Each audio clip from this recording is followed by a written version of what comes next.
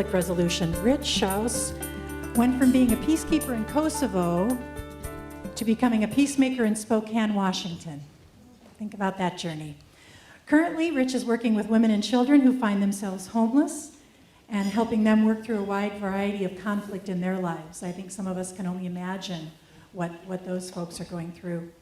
Over the years, Rich has developed assorted methods for helping these women and children, and this year, Rich began Hero Quest so that he can begin taking these lessons to others. Hero Quest provides a wide assortment of personal development trainings available with a quarter of all the proceeds going to help the homeless through the Union Gospel Mission. So please help me in welcoming the director of the Union Gospel Mission Crisis Center, Rich Schaus.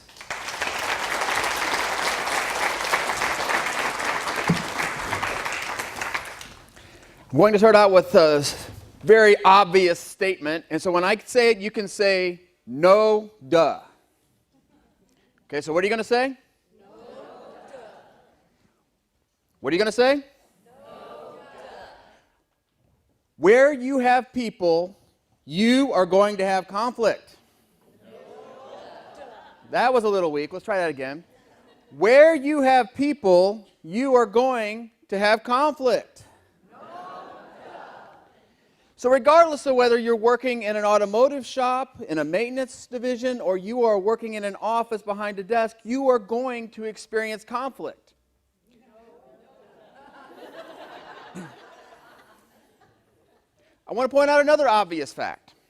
Most of us hate conflict. However, how many of you went to go see a movie in the past year? Anybody in the past year has seen a movie? Anybody go see Avengers? Oh, yeah. Love that movie. We love watching the Hulk. The scene with the Hulk beating up Loki is the best scene in all of cinematic history. I'm a comic book fanatic, so just you have to ignore my little pet peeves like that. But we pay $15 sometimes to go see conflict. Yeah, we don't like it? Oh, there's something wrong here. I think we love conflict. What are some of the common sources in your departments that have conflict? Where do you normally have conflict? Where do you see it? Anybody? Ooh. Let me throw out a few. Oh. So Reggie brings conflict. Yes. Oh, deadlines not being met. You have criteria, you have expectations. That is the number one place where you're going to experience conflict when your expectations are not being met. What if I paid that $15 to go see Avengers, and instead a love story comes on with lots of loving and kissing and all that, no explosions? I tried to convince my wife Avengers was a love story, and she didn't buy it. My expectations would not be being met.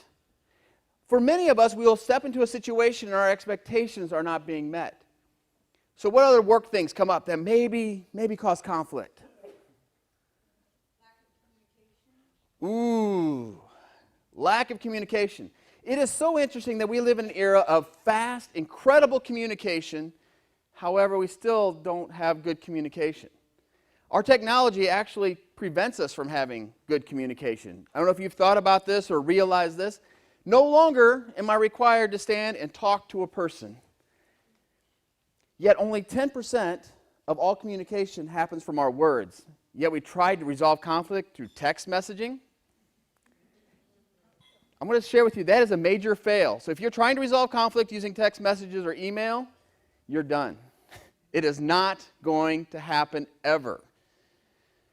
What other places? Let me throw out some common sources. Maybe this will spur your mind. Money. Anybody ever have conflict over money at work? Who gets to spend? Who's charged in this department for this expense? I have an employee right now that works for me who's getting ready to transfer to another department, so some of her work is actually for another department. That's my budget. She's using my budget for somebody else. I could have conflict over that. I could be battling over that. Ego. Anybody have a conflict over ego?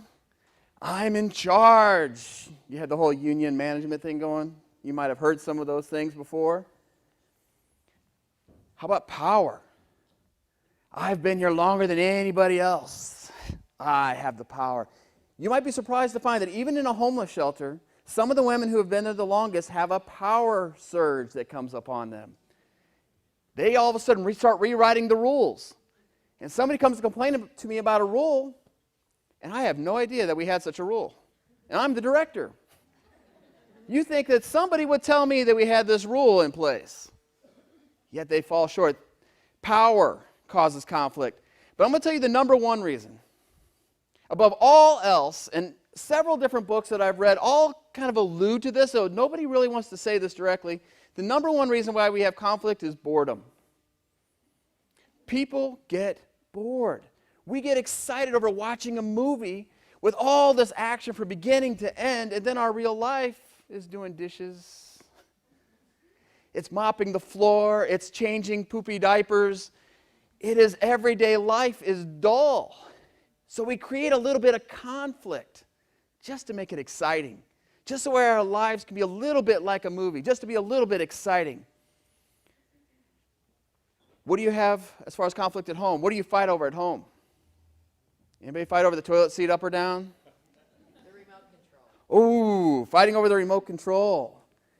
We also have our Wii remotes too. That comes into the whole fight. How about the toothpaste? Does it roll or squeeze in the middle? Anybody have a preference? As long as there's toothpaste in it, I'm okay most of the time. How about money, ego, power, and boredom? I think those come into play at home. How about the way the toilet paper rolls? Any other conflicts at home that you'd like to share? If your spouse is here, maybe you don't want to do that. They're not here, then feel free. What we're going to eat. I had a conflict when I was first married with my wife about how to make potato salad. She believed you put onions in potato salad. My mom never did such a thing. I could not believe that. We had to work through and negotiate and do some conflict resolution on potato salad. Seems small, but we're going to talk about smallness. How about such things as play? Do we have conflict at play? What do we have conflict at play about? Competition itself creates its own conflict. Most of the time, fights I had as a kid were in the middle of a football game when you got hit just a certain way and you were getting them back. Other things that might come up. You ever seen parents at baseball games? I've been in more baseball games where more parents got thrown out than kids. So we fight over rules, we fight over calls the referees or the umpires make. We have conflict everywhere we go. Yet we try to avoid it. What are some of the excuses you use to avoid conflict? Oh, I don't have time. What else do you have? What other excuses do you take? Just don't want to talk about it. Oh, it's not my responsibility. That's a good one. Makes you uncomfortable. Definitely makes you uncomfortable. How about it's too small? This isn't that significant. It's not worth rocking the boat. Several years ago, a friend of mine challenged me to go out and rock the boat. And my life's been better ever since. Because then I engage in conflict. And that's what I'm going to be calling you to do today, is to engage in conflict. Some people just want peace. It'll go away if I just leave it alone. Or, how about this one? I can't engage in conflict because that's my boss. It's my boss that's offending me. It's my spouse that's offending me. It's that particular individual you are afraid to have engagement with. But is there a conflict that's too small? I want to address that one because that one comes up most often. I want to share with you, my kids once, and here I am trying to teach conflict resolution. I haven't figured out a solution to this one, but my boys, 10 and 8, were fighting one day over an empty candy wrapper.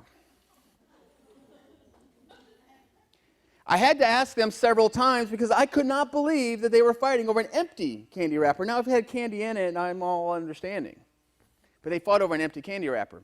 But I need a volunteer to demonstrate why it's important we deal with it. Somebody who's fairly strong, considers themselves tough. Is there somebody here who can do that? Healthy young person, possibly.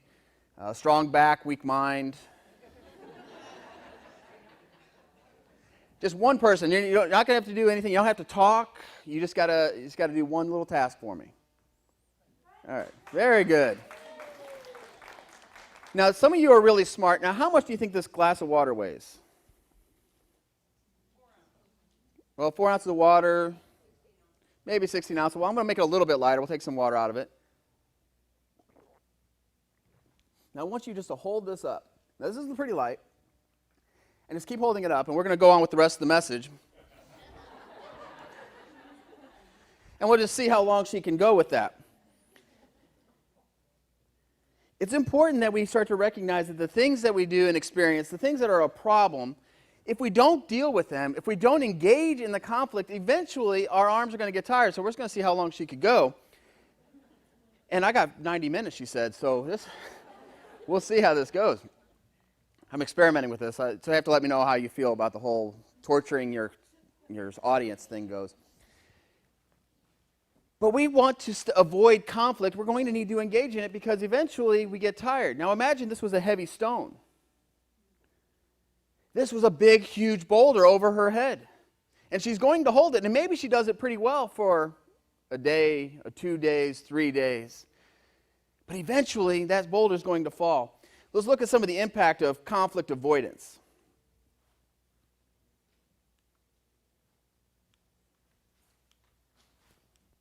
Okay, let's look at conflict avoidance at work. 78% of mistakes are due to communication failures. Are you able to better serve your clients in the midst of conflict or without conflict? If you're fighting with your coworkers, is it easier or harder for you to work with your clients? Much harder. Higher rates of burnout when you engage in conflict. Lack of innovation happens when there's in the midst of conflict. You're just surviving. You're just doing the basics of your job rather than innovating, creating, dreaming, hoping for more. Any others that might be a downside to avoiding that conflict at work? You get more sick days. People are more likely to take sick days when they are dealing with conflict or avoiding it. What else have you experienced? What do you do when there's conflict at work? Do you get excited about going to work? Or are you thinking, boy, today I get to go work with her. She's a joy. And you lie to yourself all day long on your way into work. And you're praying and hoping and just expecting maybe she's going to be sick today. Or maybe she got hit by a bus. No, none of you would ever think that's such a thing. That's just evil. How about the impact of conflict at home? What is the impact that happens there? Many men, and I'm going to pick on the men specifically, this probably happens for women too, so I'm not trying to be too stereotypical, but a lot of men become workaholics because they want to avoid the conflict at home. At work, they get commended. They get patted on the back. You did a great job, but when they go home, there's conflict. And they don't know how to deal with the conflict there because they're going to sleep and that woman's still right there. She's cooking dinner. He might have to eat that. He's afraid of that conflict. He'll engage in conflict all day at work, but can't do it at home. Some other things that happen when you avoid conflict at home. Divorce, abuse, addiction, stress. And all of these factors not only impact you, but they begin to have a generational impact. Children become impacted by the conflict at home. And we're going to talk about that a little bit more, about how that's impacted us. But when you begin to consider how it's impacting your children right now, how it's impacting grandchildren in the future, the stress, the pressure, all of those things. Avoidance of conflict also impacts your health. When you choose to avoid conflict, it is impacting you. Maybe not immediately. Maybe not in the next 5 minutes when you're saying, I don't know what to do with this. But when you do it over time, constantly avoiding conflict, it's going to impact your health. I'm just going to give you the top 10 health problems that happen when you avoid conflict. These are scientifically proven that they are a result of avoiding conflict. They come from other ways and other methods, but if you avoid conflict, you are likely to get these illnesses. Insomnia. That one makes sense. You can't sleep because that conflict is running in your head. You're trying to solve it. You're trying to figure out how to get them back, how to get revenge. You're dreaming of them getting hit by the bus, hiring somebody to take them out. Hopefully none of those big ones, but you have insomnia. Eating disorders. This is kind of like falling in love as a teenager. You're so focused on a singular emotion that you can't eat right. Depression. That one makes sense. I love my job, but I can't work with that person anymore. I love that I have a desk. My kids are really impressed that I have an office. I don't know why that's a big deal to them, but I have a place. That means I have to go to work more often. If I had a parking place, it means I really have to be at work more often. Fortunately, I don't have one of those. But depression comes when you don't deal with the conflict. Anxiety. You got to work next to him. You're getting a little nervous. You got to sit on the couch next to him at home. You're getting a little nervous. You're going to the playground. You get a little nervous. Anxiety comes. Colds. You are more likely to get a cold when you're not dealing with conflict. I don't really understand the scientific reasons why that happens, but they've shown that to be true as well. You get circulatory problems. Diabetes is now being connected to conflict avoidance. Infections, more likely to take on infections. Heart problems, and even cancer can come from avoiding conflict.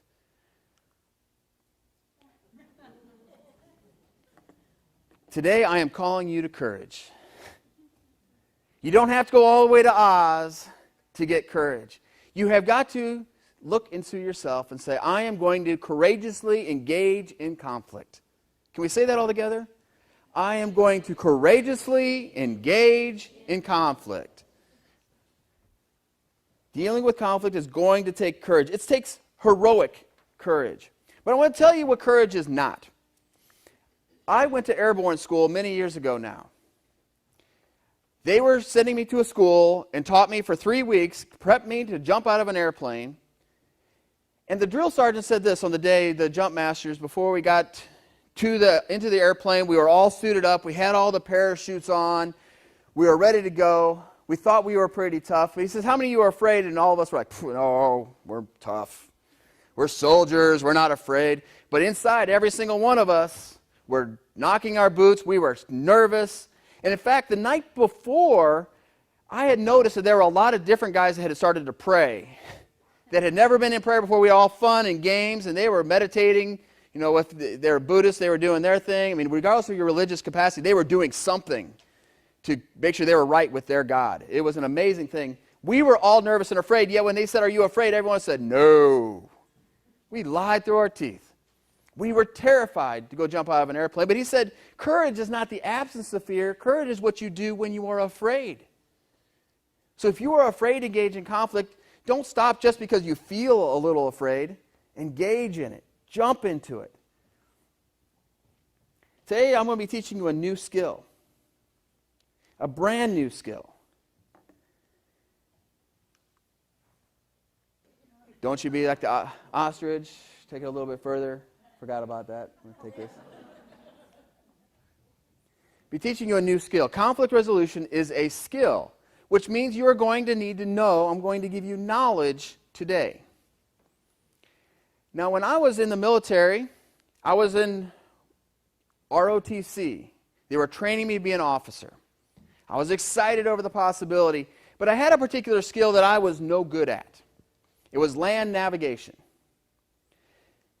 Now, to fill you in a little bit of information here, they have a position, the officer position that I would begin at is lieutenant. And there was a statement that said you can't spell lost without an LT. You can't spell it without, and LT was short for lieutenant. And I am no good at land navigation. I am going to get many soldiers lost. I know this. I am overwhelmed with this knowledge that I am terrible at this particular skill. I have the knowledge. She's all done. Thank you.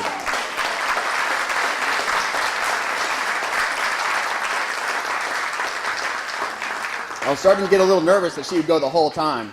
Oh, give her a prize. Thank you for bailing me on that. But what was it like holding on to that problem? It took a lot. I mean, it wasn't too bad, but as it progressed, it started taking a little bit more out of me. I needed to focus and concentrate a little bit more and more, and it just started wearing my body a little bit. And after a while, she's not able to hear what I'm saying. She's not engaging in anything. She's no longer productive. If you're an employer, if you're the supervisor, and your employees are engaged in conflict, they are no longer listening to you. They are no longer impacting what you want them to do. They're no longer doing their job. They're just surviving. They might physically be there, but they're no longer mentally there. Even a small problem. Now imagine if she was holding that big boulder. She'd be flat right now. So anyway, I'm in land navigation. I'm terrible at this, and I don't know what to do about it. So I have the mind knowledge. I've got the books. I can read. I've loved reading since I was a little child. My mom made sure I could read at 4 years old because she was certain that was our road out. She loved the fact that she loves to teach me to read. So I had the knowledge, and that's what I'm going to give you today. I'm going to give you knowledge so you will know how to not avoid conflict. You will know how to engage in conflict, healthfully engaging in conflict. You'll have that knowledge. But now you're going to need to go apply the knowledge that I'm giving you. Something that happened to me is my mentor, a man that I owe a lot to in my life. He was Captain Tulak then. Now he's he then became Major Arthur Tulak, and now he's retired. He said, "Rich, I want you to teach land navigation." Knowing that I am terrible at this. Something about now that I have to teach it, and I'm going to talk more about that, changed what happened. I had to go out and start practicing these skills. I had to get out a compass and began going out just on campus. Walk around, try to follow the campus, try to follow the azimuths and make a map and do all those things. Start to apply that knowledge. So when you get done with this today, I'm going to give you that step-by-step approach, but you're going to have to begin applying it. And this is not going to be easy. Because every one of us are a little bit like Pavlov's dog. You know about Pavlov's dog? You've heard this illustration maybe before, but just for those who don't know, I'm going to highlight this. They would take a dog, and they would ring a bell and give him some food. And every time they rang the bell and gave him the food, he saw the food, he'd kind of drool a little bit. So then they ring the bell, give him food, he drools. Ring the bell, give him food, he drools. Pattern just keeps going. Eventually they just ring the bell, the dog drools. Don't even need to give him food anymore. And a lot of us are like that. We have certain triggers, certain habits. As soon as somebody looks at us a certain way, we're already all tense and ready to fight. When really maybe they're just having a bad day or they're getting ready to sneeze. You ever seen somebody looking like they're about to sneeze and they can't quite do it? They look a little scary. I'm stepping back thinking, okay, I've got to be ready to fight. We have a Pavlov response to things. We're somewhat trained in that. We've trained ourselves. But in order to begin to apply it, you're going to be challenged. You're going to have to try some new things.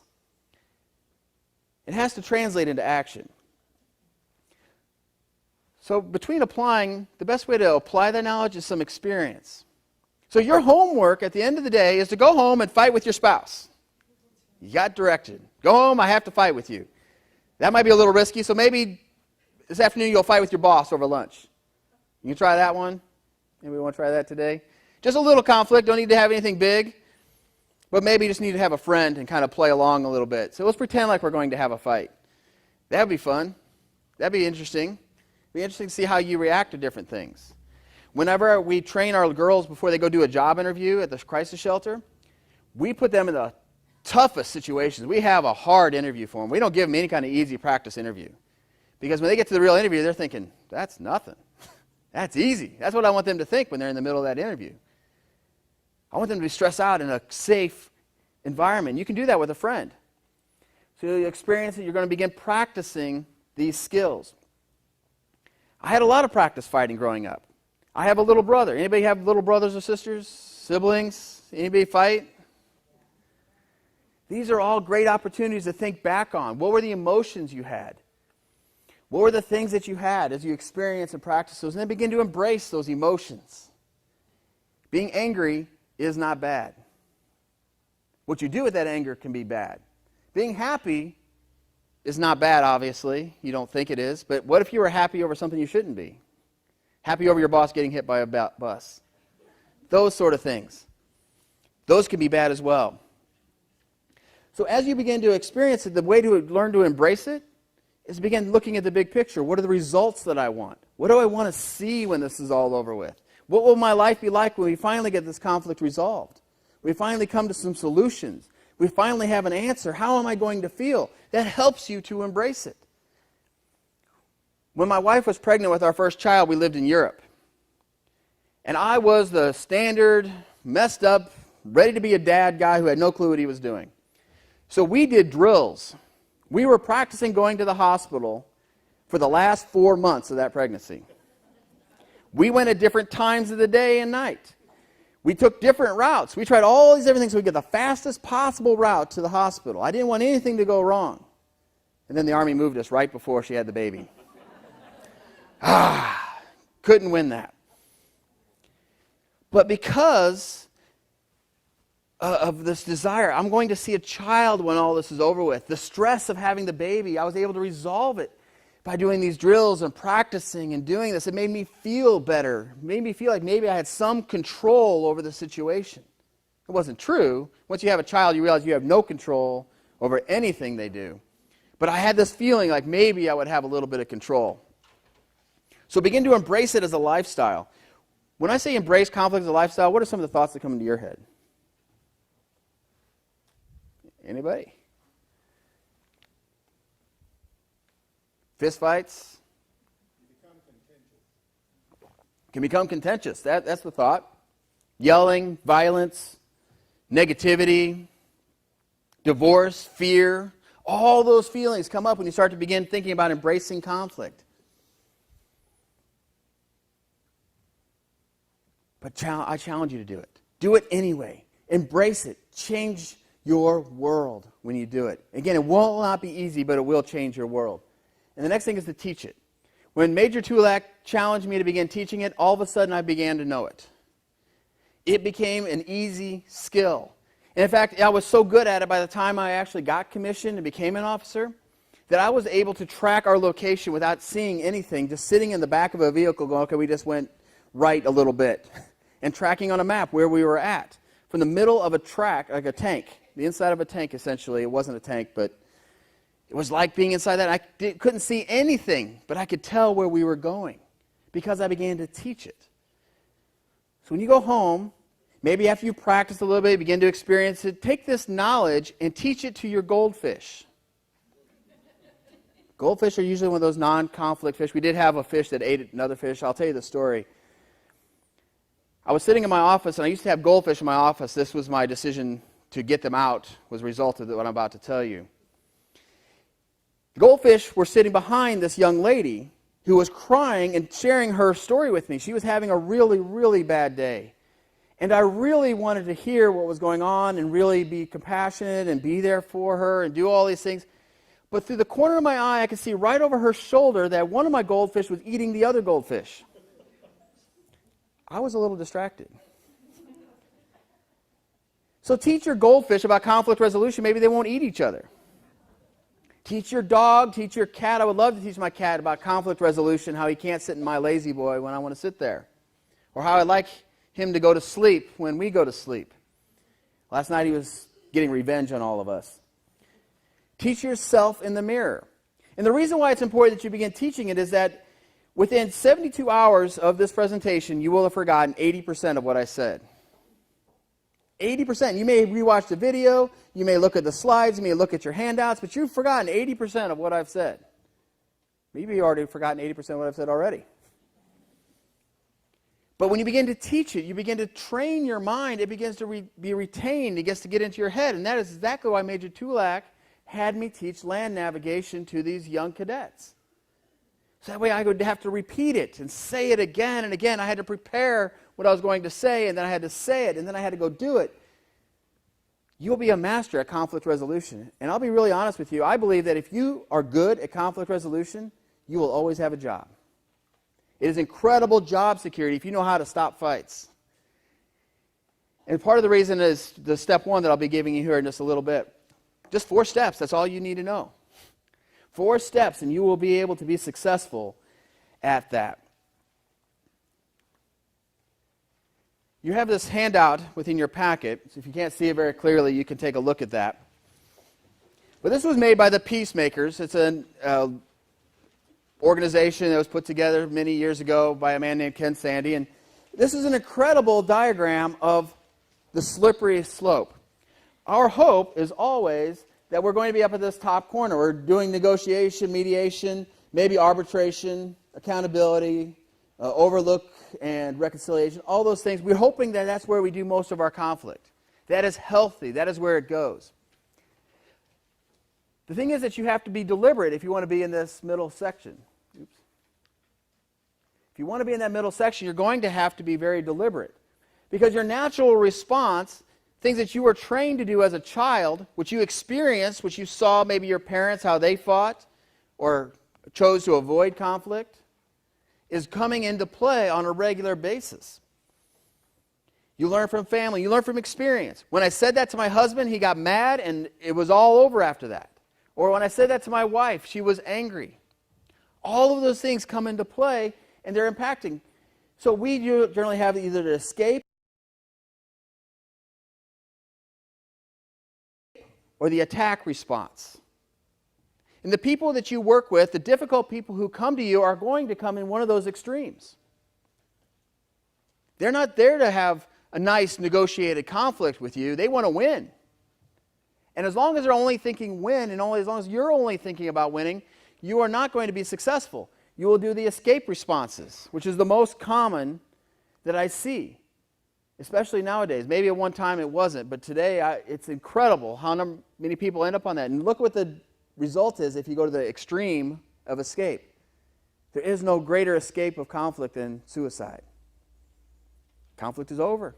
Can't fight anymore. It's done. Don't avoid conflict. Don't be on that side of that escape. But you're still avoiding conflict when you're on the other extreme.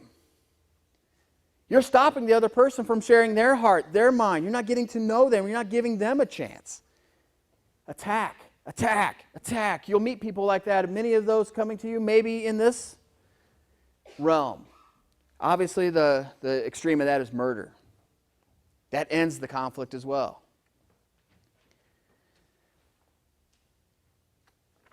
It's a slippery slope. So part of this first step is kind of knowing where you fall. Where do you naturally fall? Are you naturally going to try to escape, or are you going to naturally attack? What is in your heart? What is in your mind? Who are you? And then what are you going to do to start moving up into this more of this peacemaking response? I am going to be a person of peace. I am going to do everything in my power. I can't control you. I can't control that person who comes to me and attacks me. One day at the crisis shelter, I had a lady who put her hands on my throat and was going to take me out. That was her hopes and dreams. And you have somebody's hand around your throat, there's a lot of thoughts that go through your mind. They talk about the whole slow motion thing, and I can relate to you every thought that went through my head in the middle of that. It was actually, I don't like that. As weird as that is, what my first thought was, this is not good. I need to stop this. And I can remember, I'm sure that it was much faster, and all those things happened, but psychologically, I was just thinking, well, I got to get her out of here. We got to stop this. I have to get her hands off my throat. So I grabbed her by the hands, and I took her outside the gate and said, okay, you need to go now. You can't stay at the shelter if you're going to strangle the director. It's a little rule, and we're going to hold to that one generally because I like that rule. But know which side you're going to fall on. She was in the attack thing. You can't control her. You can't make her do what you want to do. You can't make her into the peacemaker side. You can only control you. So take care of you. Prepare yourself for the conflict. So the steps to heroic conflict resolution. I am big on heroes. I love heroes. And on your table you have a little card, a little coupon code. You can go in there and order my book, Hero Quest. Shameless plug just for a moment. And it has a coupon on there for 20% off if you wanted to purchase that. But it highlights the stories of a man dealing with conflict with unreasonable people.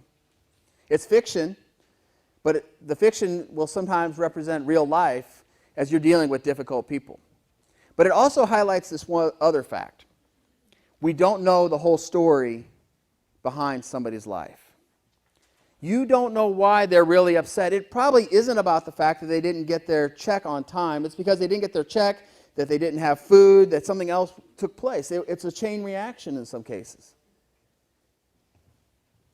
Find out the whole story about these people before you get upset with them and frustrated. But that's something you have to do within yourself. So step one is to have a desire to be at peace with everyone. Now, real quick, what I'm going to do, I'm just going to tell you what the 4 are. And then I'm going to come back and go in more detail on them. And the reason I do that is, how many of you have ever read Steve Covey's book, 7 Habits of Highly Effective People? Anybody read this book? I was so frustrated with that book. It took me 3 times to actually read that book because all I wanted to know, what are these 7 habits, and I can start doing them. But he spent 84 pages of scientific detail and blurb that I didn't want to know anything about. I just want to know, what in the world are these 7 habits? So I'm going to tell you the 4 so you don't have to be all frustrated. Maybe you already are. But what these habits are. So the first one is, have a desire to be at peace with everyone. Step 2, look at yourself. Step 3, talk to the person involved. Actually talk to them. That's an ingenious idea. I should get a peace prize or something for coming up with that idea. Step 4, go and restore the relationship. Do what it takes. There's action that will need to take place in order to resolve the conflict. It's not just that conversation, it's change behavior afterwards. Otherwise, that conflict is going to come back. So step 1, tale of 2 people. You have got to decide who you want to be. Imagine if you were that person coming to your window, that person you're going to have conflict. What would you want from them? Who do you want to be? Again, you can't do anything about them, but you can control you. What is happening inside of you? Who do you want to be? So let's see if you want to be someone like this. Someone who's filled with anger. How does that go over very well when you go to a different place? You go to the grocery store and you're just angry with the person checking you out. What did you just do to their day? Is that a person you want to be? You want to be someone who's filled with anger? Maybe you have reasons to be angry. You have the right to be angry. But do you want to be a person of anger? Someone who's known as an angry person? We have ladies who come off the streets that I work with at the shelter from time to time, and I just know they're angry. They come through the gate and I go, wow, she's angry again. And it has nothing to do with me. The problem is that when somebody comes to us and they're angry, we think it's about us. But oftentimes it's about somebody else. When I first started working with homeless women, I was working at Ann Ogden Hall, which is now the program facility of Union Gospel Mission. Another shameless plug, I guess. But a woman came up to me, and she'd been staring at me, and you just see the hate in her eyes. And we're having a small group meeting, and we're all talking there. And she's just glaring at me, filled with anger, and I have no idea what I've said or done. I don't even know her name. And she has this fire coming out, and I'm thinking, okay, I smiled, I said hi, I have no idea. Everybody leaves the room, and she stays behind, and now I think I'm really in trouble. Because this woman is filled with anger, and she is looking at me, and I have done something. I am in deep trouble. She walks up to me, she says, I hate you, and I hate all men, and she walked on out. Now, I could be offended at that. And this is a separate class, so I'm not going to go into it, but we are very easily offended by all sorts of things. And I think we have got to start growing up and being adults.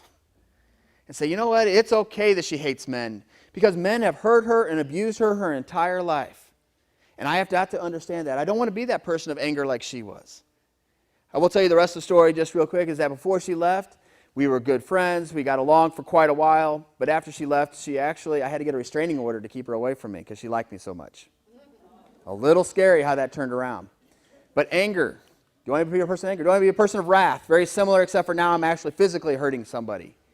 Breaking things.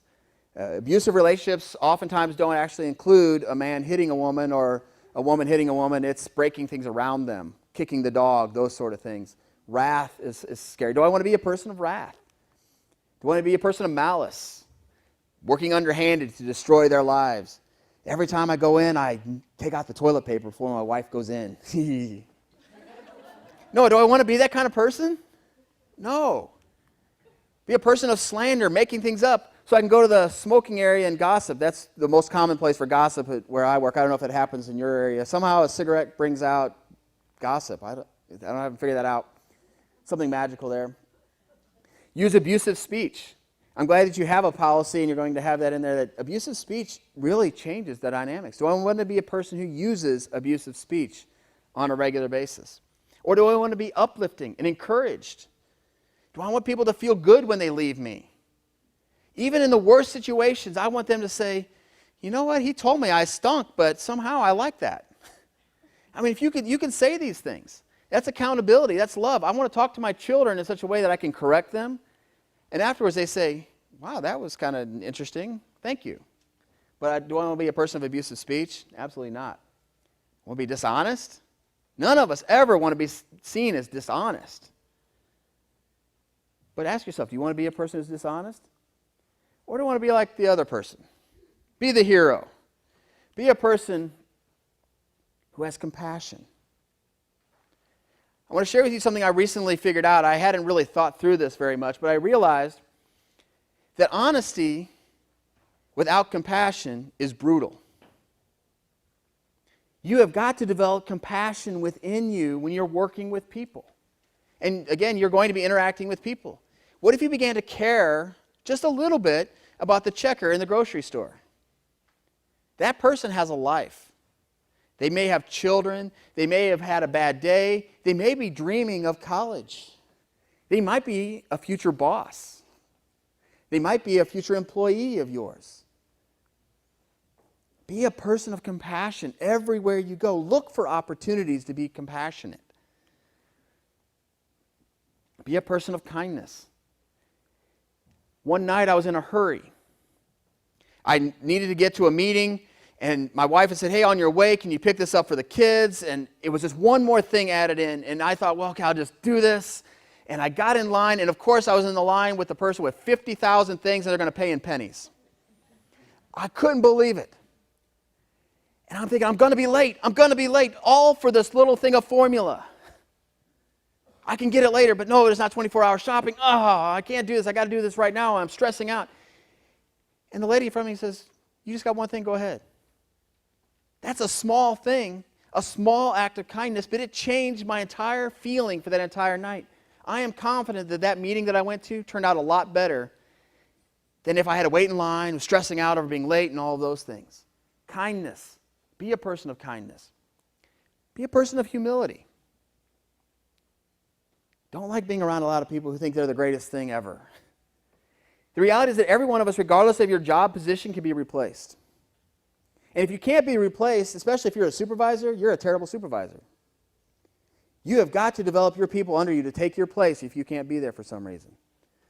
It's one of the things that they trained me at in the military is you were expendable. Every training opportunity, they killed me. I couldn't believe how many times I've been killed. Then my soldiers had to rise up. And if they didn't rise up, I realized I'm failing. You need to be a person of humility. Life will go on without you. Be a gentle person. Doesn't mean being a wimp. Just for all you men out there, you don't have to be a wimp, just be gentle. Forgiveness, learning to forgive. There's a study that showed that most of the people in mental institutions have just not learned how to forgive. And if they would forgive, they could be out of there. So that's an interesting thing to consider. And then my very favorite, gratitude. Be grateful for that person sitting before you. Be grateful for that checker who's checking you out. Be grateful for that waitress who's bringing you your food. Be grateful for the dish person in that restaurant who's doing your dishes. I don't know about you, but at home I love when my kids do the dishes. I'm filled with gratitude. But my wife read a book recently, and this book inspired her to take on a challenge of writing 1,000 things she is grateful for. I think the book's called 1,000 Blessings, if you want to check it out. 1,000 things to be grateful for. And it started out pretty easy. She got through the first 50 or 60 really fast. We got a roof over our head, we got vehicles, we got healthy kids, all those things. But then she realized she needed to be grateful for dirty laundry. Because if there's dirty laundry, that means we have clothes. Be grateful for dirty dishes because that means we had food to eat. Be grateful for the broken down house and the sink that no matter how much work you do on the plumbing still seems to drip, because at least you have running water in your home. It's amazing when you begin to have an attitude of gratitude what that can do to you in the midst of conflict. Be grateful for this person who's giving you conflict because it is helping you to grow. That's a little scary to think about. This person might be there to train you up to be the most resilient person in the history of the world. Maybe they're preparing you for the real fight that's coming later on. Had a conflict with a 17-year-old boy the other day. I'm 40 years old, and I'm having an intellectual argument with a 17-year-old, and I could not believe it. He had become infatuated with a young lady I was working with, and she wanted nothing to do with him. So I was explaining to him how he needed to go away and go find somebody that actually liked him. And I'm grateful that I had this interaction with this young man because my daughter's now 13. And someday, some little guy is going to come up and say, can I go out with your daughter? And my daughter's going to say, oh, Daddy, can you get rid of him for me? I just got practice on that. And I didn't have the emotional connection that I'm going to have when it happens to my daughter. That was much easier. I thought that was pretty good. That's good training opportunity. Be grateful for these conflicts. The bottom line is this. I don't know if any of you are familiar with Richard Marcinko, or Marcinko, depending on how you pronounce it. It's a Slavic name, so I mess it all up. But he goes by the Rogue Warrior, and he's the founder of SEAL Team 6. And he has this statement. He says, be a person of character, but don't be a character. And I think that is the bottom line of what I'm saying here is be a person of character, but don't be a character. You'll need to risk transparency. This is all part of step one. You're going to need to be risking doing some of those things. Because when you do this and you become this person of character, you are setting the standard. You are setting the foundation that eventually your resolution is going to come out of. You being a person of character is going to keep you from saying, I got to win this fight. It becomes, we need to win this fight. I determined a long time ago that I was going to be married for 50 years or more. The divorce was not going to be an option. And when we begin to have an argument, if I get to this feeling like I have to win, I know that that isn't going to happen. But when I get to the attitude of we need to win, what is the solution here? Resolution is a possibility, but I have to be a person of character who says I don't have to win. It's important as you do this examination, you're looking at yourself, examine your past conflict history. Consider, what have I done before? How has this worked out before? How have I done this wrong? As I look at my conflict history, I will tell you when I turned 13, my mom is confident that it happened on my 13th birthday. She said, you were the sweetest, nicest young man ever until you turned 13, and you became my son again at 21. And I don't remember anything happening that triggered that. Maybe it was hormones, I don't know. But I wanted conflict with her every day. I was fighting with my mom. It was brutal. But I've learned from that. I learned that when I talked to my mom that way, it didn't work out for me. So it probably isn't going to work out when I talk to my wife this way. I examine my conflict history. When do I avoid it? How does that make me feel? Sometimes you feel like you have to avoid it, and it tears you apart. Reflect on some of those. Look at your conflict history. Deal with that fear, abandonment, pain, rejection. Kind of work through some of those things. This is all before you're actually engaging in the conflict. This is nothing but preparing for the conflict. It's training for battle. Look at your positive past history. Now, if you look in your handouts, you have some of this. This is all under step one. They've got the sheet backwards, so you'll have to look at the back side.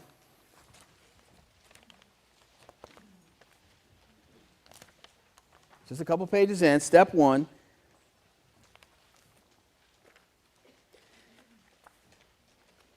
You're going to examine the positive history, the negative history. You might be able to identify some things as you're looking at the positive things. When did you do conflict right? One time, I went to Starbucks, and I actually spent a lot of money on coffee. I can't believe I spent $5 for coffee. That still kind of shocks me. I guess I'm old enough that that's surprising. But I didn't get exactly what I wanted. I couldn't taste the flavoring. I had to engage in conflict. And I went back in and I said, I don't like my coffee. And he said, that's okay. Here's a new one. Wow. I stood up for myself. I got a good coffee. How amazing is that? That was a positive experience. I want to write that onto this form. I had a good experience there. It worked out well for me. I had to take back a sink to Lowe's. That history, I took it back and they gave me a refund. Wow, that worked out well for me. That was conflict. I was so nervous. I hate taking things back. If I can avoid taking something back, I have all this junk in my garage that I've never taken back because I want to avoid that conflict. I'll never be able to use it because it doesn't fit. But I figure someday maybe it'll fit. Maybe someday we'll have new plumbing and it'll all work out. But that positive experience, I'm going to start taking things back more often. Poor Lowe's. And what you're doing with this form, this step 1, is you're going to fill this out. You're just going to walk through it. I'm not going to spend a lot of time on it. But what do you want this person you're in conflict to know about you? Now, if you're a supervisor, you're going to have each of your employees that are in conflict filling this out for each themselves, and you're just kind of negotiating. You want to try to stay out of the conflict. That's a whole other class on working the supervisor element of that. But have them fill this out. What do you need to know about me? You need to know that I come from an abused background. This is risking transparency, but the reason why when you say that it offends me is because of this background. Or I had a conflict with a lady for about 4 years, and I finally figured out that it's because she reminded me of my mother. I looked at her and I kept thinking, why do I get so angry every time you walk in the room? And I hadn't, at that point, dealt with the conflict from my childhood. I've dealt with it now. I love my mother. I'm not putting my mom down just in case she sees the video. I love my mom. But we had a lot of conflict growing up, and this woman was my mom standing before me, and I hadn't dealt with it all yet. But I want you to know when I was engaging with her, I had to tell her, you know what, I think that I have emotional troubles because you remind me of my mom. Whatever that is, what do you need to know about me for this conflict to be resolved? And then what is important to me? What is really important? Is it that I get respect? Is it that I'm right? You have options there. I've given you lots of different options. You don't have to stick with the list. But if you have some things, it's important that we're loyal. It's important that we have autonomy, that I feel like you're fine-tuning what I have to do, and you're not even in my department. You're telling me what to do. I don't like that. Whatever it is, just give the top 5. Now, some of you are going to say all of them are important. But no, there's 5 that are probably more important than all the rest. Share that with this person. And again, you're going to share with them exactly, this is what I experienced of conflict in the past.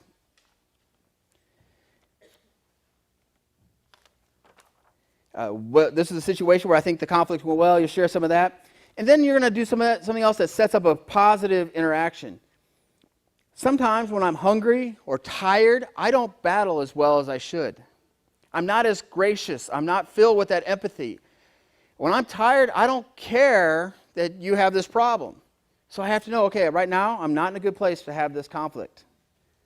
Let me go get some sleep, and we'll meet tomorrow at 8 o'clock. But you have to tell them that. You can't just walk away and hope it's going to work out. You communicate that, and you just use this form as kind of a guideline for that.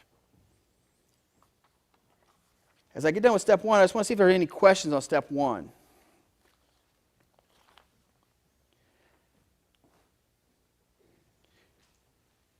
Step 2 is looking at yourself. Now, this includes some of that work you did beforehand. But you're going to start off with the big picture. You have on your handouts this thing that I call self-examinations. And where this comes from, you don't have to use this is just what I use for me. What you're going to do is you're going to look at the foundations of your faith and your belief, what is important to you.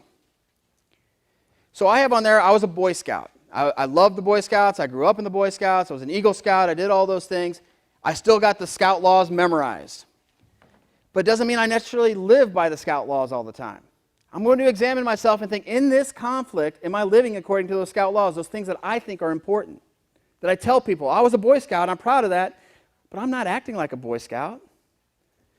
I have on there my history, my military history, those leadership dimensions. That's what I was evaluated on as a leader. As I'm leading my staff at the crisis shelter, I examine myself. In this conflict, am I living according to these standards that I set? I come from a Christian worldview, so I have different scriptures that are on there. Benjamin Franklin actually just wrote out virtues and said, I'm going to try to live by these virtues. Wherever your source is, have those as a format for you to examine yourself, to look at on a regular basis. What is the role you are playing in this conflict? You can't say, well, I have no role. I have nothing to do with it. It's not my fault. Find your role in it. Seek honest evaluations from other people. Ask other people how they are perceiving the conflict you're having. This is a little scary, but I tell you, it is the most productive thing that you can do. Somebody else will see you more clearly than you see yourself. We always see ourselves as great, honest, law-abiding citizens until we get caught jaywalking. Or you're speeding, or you're doing something else it's a small law, but we violate it. You answer the cell phone while you're driving. All those things come into play. Ask other people, how do you see me? My children are really honest when they see me do something wrong. Dad, you didn't turn your blinker on. Police are going to come get you. Well, what are you talking about? You're 10. What do you know about driving? My blinker was on, I think. Ask other people's opinion. Yesterday I had a little bit of a conflict with a young lady, and I had a volunteer there. She's not trained. She's not an expert at conflict resolution. She goes, wow, that really went well. I'm amazed by how you were able to communicate in that situation. And this woman was angry. You could see it visibly on her face that she was angry. But through calm language and working through some of these things, she was able to evaluate that. Sometimes I don't do it well, and I have staff who say, well, Rich, you probably shouldn't have said that. You shouldn't have done that. And they bring those things up. Those outside evaluations can help you out tremendously. Yet we get afraid of that. And when somebody gives you that input, wouldn't it be good if we just listened and nod and said, I'll take a look at that? Even if you disagree with it, just nod and say, yeah, I'll take a look at that. Because sometimes they're right. Maybe sometimes they don't understand the full situation, but sometimes they're just right. Take in their input. Listen to them. Even this person you're in conflict might give you some input into something you're doing and can help you out. Then the daring one. Seek honest feedback from those you are actually in conflict with. How did you perceive me doing that? When I slammed that tray down, how did you perceive that? How did that impact you? Again, this is being honest with yourself. Conflict cannot happen by yourself. You have to start with yourself, though, and examine yourself and do those things. To continue on to step 2, you have the little thought balloons there. This is preparation for you before you go into the conflict. What do I think the conflict is really all about? Sometimes I think the conflict is about the laundry. That's what I think it's all about. So that's what I'm going to put down. I think it's about how I do laundry poorly. I don't do it very well. I do it fast. That's my perspective on laundry. Get her done. I think that's what she's all upset about. It's because I keep doing it fast. She's jealous. Can't do laundry as fast as I can. I use less laundry detergent than she does. I'm pretty good. Because again, we're thinking of ourselves highly. We all do that. We all think we're the cat's meow, we're the greatest ever. What do I think that she thinks the conflict's about? What do I think the other person thinks it's about? Sometimes we're going to think they think it's the same thing. Sometimes it's not. Then you may ask yourself, why does this bother me? Again, this is all self-reflection, but it's nothing you're going to share with them right off the bat. This is going to come out through conversation. This is just preparing your mind, preparing your heart for this engagement. Because you're going to engage conflict. You want to do this right. What do they think it's all about? Why does it bother me? Then you have step 3. Now we're caught on. Now you're going to actually talk to the person involved.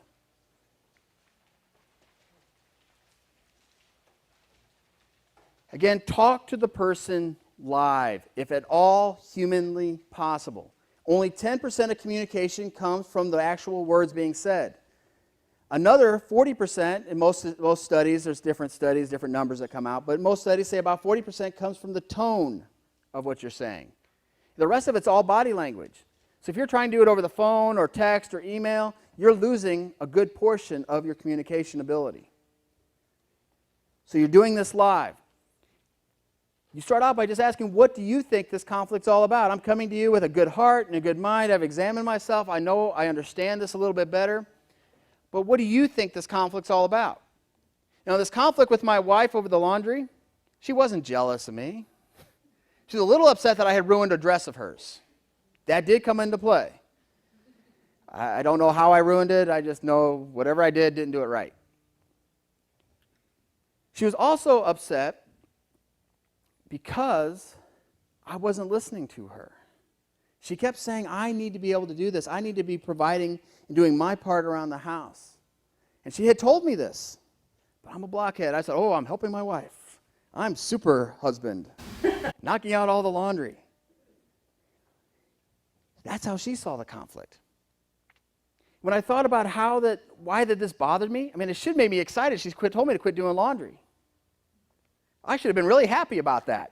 What husband says, boy, I hope she makes me do the laundry today? No, this is what actually was happening, is that by me doing the laundry, I was telling her, hey, I love you. That's what I was saying through my action. My wife is one who responds to love through action. I do things, and that says I love you. That's how she's always interpreted things. That's just her wiring, her nature. And I was saying I love you. So when she said you're doing it badly, what I heard was, you're loving me badly. That's a vast difference. That's going to lead to conflict. It's not about the laundry. And when you actually engage in the conflict, you're going to find out most of the time you're not in agreement on what it's actually all about. You need to find out what it's really all about. I'm mad at you because you took my wrench. I'm mad at you because you used my drill and broke it. What is it really all about? Is it about disrespect? Is it about dishonor? You've done the pre-work, so now you have a better understanding of what the conflict is actually all about. Consider these things that are on this sheet. Are you defining this conflict the same way? You may get lucky, and maybe you do have the exact same argument. That would make things much easier. But clarify, what is this really all about? If not, where is that disconnect? Is it because of gender? Is it because of culture? I don't know if you know this, but different genders and different cultures think differently. And what's a big deal to them may not be another. I have a young lady I work with from Mexico, and she likes to, she'll just go off in Spanish cursing you. And in her mind, because it's not in English, it doesn't bother her. But every once in a while, somebody speaks Spanish, and they know what she's saying. There's cultural differences. It's acceptable for her in her setting. But again, gender, culture, education, all those things play in. There's probably 1,000 other factors that play in, but why is there a disconnect? And the reason why you need to do that is very simply as this won't be your last interaction with this person. If there's a disconnect with this argument, there's going to be one in the future. I'm a long-term thinker. I want to prevent conflict for the rest of my life with this person if at all possible. I'm going to do everything I can to understand them and know them so that way in the future we can continue to work together. Temporary fixes do not work. They will cost your company time. They will cost you money. They will cost you effort. They will cost you good employees. How's the conflict I told you about with the woman that looked like my mom? I was ready to leave my job over that. And I feel I'm a good employee. I'm a worthwhile investment in the company. And fortunately, I had a boss who sat us down and made us work through the conflict. Otherwise, I would have been gone. Working for somebody else, giving them my innovation, my work, my effort, my passion. You may lose employees doing that. You may lose coworkers. You may lose a lot. So engage in it. Then you start to get positive. As you're having this conversation, this is again talking back and forth. And if it doesn't go according to script, that's okay.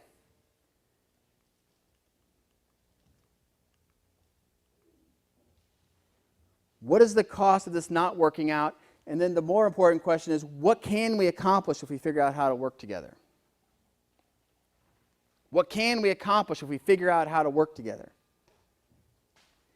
When I learned to work with this woman and we learned how to put things together, we changed our entire program to make it better than it's ever been before. It was an incredible renovation. It went from just a bunch of rules to being able to teach people how to live life. But while we were in conflict, we couldn't do that. We became a better program, and eventually that great part of that program became all of what Union Gospel Mission did. But it never would have happened if we didn't engage in this conflict and have this conversation, answering these questions. And we had to come up with that answer. We're going to work through this because if we do, we're going to do something better for our clients. If we do this, our life will be better.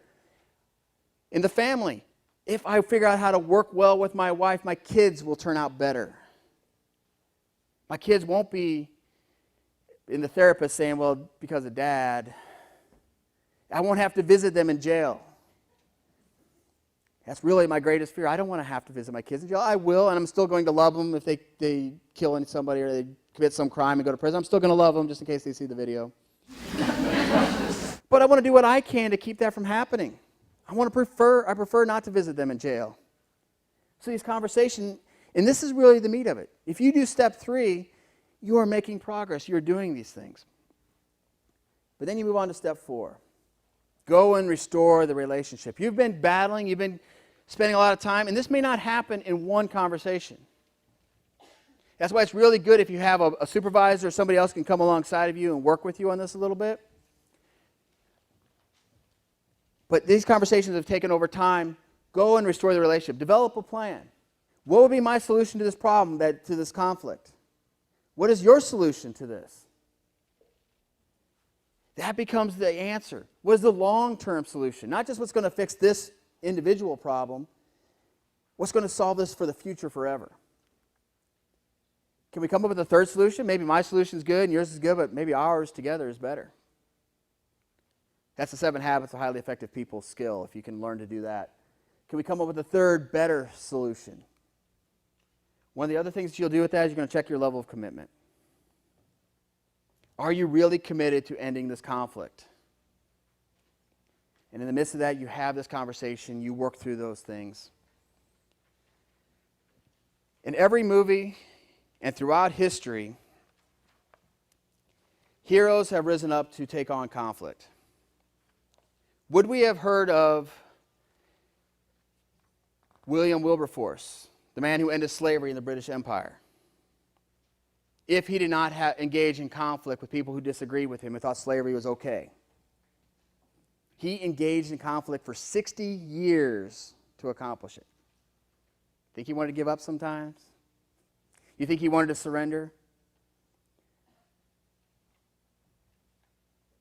You can engage in conflict and change your world. I challenge you to go live heroically, engage in conflict, and change your world.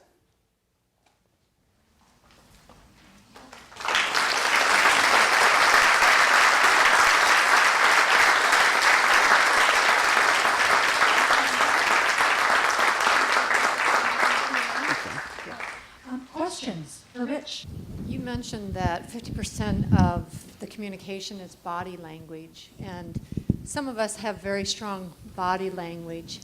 And my question is, and sometimes you don't necessarily want to be so revealing in that body language, or you might feel like you're giving the wrong message. Is there any advice that you give in helping to control that body language in those situations? I would be the world's worst poker player. That's the real reason I don't gamble. Because my face expressions when I'm confused or afraid, or I just give it all away. My face just doesn't hide anything. But what I've learned to do, and this is what you would need to do beforehand, is to practice in the mirror. Practice saying these things. Try to build up that emotion, because emotion gets in the way of good conversation. I believe in emotion. It's okay if you have emotion, so don't misquote me and misunderstand that. But emotion gets in the way, so what you need to do is practice the conversation without the emotion disturbing you. You still share the emotion. When you say that, it made me angry, it made me sad. But if you can say it made me angry without a growl, without being aggressive, you're much more effective than if you're getting big. I don't know if anybody ever seen it. When you have conflict with two guys who are getting ready to have words, they make themselves big. You have to watch it. It's really funny to watch unless you're in the middle of it. But they do that. But we do that in these conversations, whether we're sad or mad. We need to know, okay, I feel angry when that happens, but I'm not going to get myself big to present differently. So as it comes to practice, look at yourself in the mirror. Practice with a friend who says, wow, I love you. You're my best friend. But when you said it that way, that would hurt me. And they have to kind of know the situation. They have to understand that. So get the help from other people as well as the mirror and evaluate yourself. Maybe videotape yourself as well. I've never been daring enough to videotape that because that has evidence for the future that probably get me in jail or something. Other questions? I noticed that when you talk, I know you talk about different people, that you never talk about them being mentally ill. How does that come into play, or why doesn't that come into play? When you come into a conversation, if you understand that they're mentally ill, you speak differently. You can understand their perspective. With the ladies I work with, oftentimes I know that they are right off the bat. That's part of the reason that they're homeless. About approximately 62% of the ladies I work with are diagnosed mentally ill, and probably higher than that are non-diagnosed. So you come into it, if they are mentally ill, you must understand they are, and you may realize this isn't going to be a conflict that's going to end well, no matter what I say or do. So you may need to call in the reserves. I have good friends with Spokane Mental Health, and other counselors. I'll say, this is beyond me, and saying, I don't have to resolve this one. Can you help me out with this? And so calling in the reserves is a great option, especially with the mentally ill, because I'm not a counselor. But a part of that just comes down to understanding. There's more to this person than meets the eye. That's one of the stories in the book that I talk about is these homeless people you see on the street are more than what you see. They have families, they have friends, they have history. Some of them have doctorates, and the mentally ill, they've had a life. There's something that's happened in their life. So you just engage with that. Other questions? My question is there a point at which when you're trying to work with someone who really doesn't want to work through a conflict where you just agree to disagree or leave it? Because I have had situations where somebody is just, not in a workplace, but in my personal life, where they just do not want to resolve the conflict. So is there a point at which you just say, okay, and you walk away? Right. And you can only keep working at this if everybody wants to be in the party. You know, we're having trouble here, we're wanting to do it. My point is more or less not giving up too early. Steve Covey has this term that he uses for negotiations that I think fits really well in this, is win-win or no deal. You may get to a point saying, you know what, we've tried everything, we've brought in extra people, we've done mediators, we've done arbitrators, we've done all these things. Conflict is not working out, we're never going to come to a solution. So one of us has to move to a different location. One of us has to work at a different office. Sometimes that's enough. Just working at a different office, you may work for the same company, but you're at a different office, not interacting every day. Sometimes that's just enough. So what is a solution? Not necessarily a resolution to the conflict, but what is a solution becomes where the conversation goes. And one thing, I've been trained in mediation as well in conflict resolution, and if the conflict is a direct result of a values difference, there may never be a way to solve that. And then you do have to agree to disagree and just say, you know, and it's hard for us in the workplace because our values follow us into the workplace, but not everyone shares them. And so when that happens, you have to just say, I need to agree to disagree with you, and let's try to move beyond this. But it's very difficult when it's values related. if you decide you can't, you know, especially if it's a values thing, if I'm working somebody and I can't deal with their values, I may have to say, you know what, just honestly, I got to go work somewhere else if it's that big a deal. If it's a small deal, maybe you don't, but you just have to think, this is where the situation is, I need to go somewhere else. Rich, my question is on the communication, the verbal versus the nonverbal. On our college campuses recently, we've had a number of students that have gone to extreme. So to try and be proactive, when we find ourselves in a situation interacting with that, what would you say based upon your experience, your research, to read that, to be more proactive in preventing things from escalating? One of the points you kind of alluded to it right up front is when it's small, the smaller the issue is you can deal with. A lot of times we say, well, it's not a big deal that he left his shoes in the middle of the living room. If I'm dealing with my son, he likes to leave his shoes there and I trip over him, and then I'm frustrated. But what if I saw him before I tripped over him and said, hey, you know what, son, come here, let's talk about this.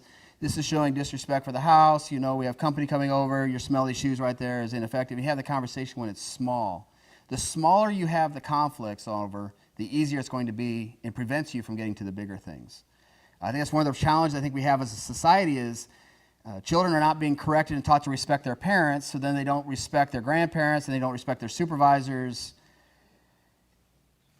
You know, if they had just been taught to respect their parents, and hopefully their parents lived respectful. I mean, there's some argument for that I agree with, but boy, if they can respect adults right off the bat, then they have less problems dealing with authority growing up. It used to be that if you were an adult, children spoke to you with deep respect. Have I ever talked to an adult the way I had these kids talk to me at the park last week? Oh, my parents would have tanned me. I wouldn't be walking today. I thought, really? You can do that? But I just talked to them about respect. So it has to start as small as possible. There comes a point where it may be out of your hands, and you may have to call in authorities to take care of it. That happens at the shelter. That's ended up one of the things that happened with that 17-year-old boy. He took her phone and wasn't going to give it back. I could engage. I could have taken him down and whooped up on him. It was much more effective when the police officer showed up, who was bigger than a house, stepped out and talked to him. So when it gets to a certain size, you may have to call in the enforcements, call in other people, the SWAT team.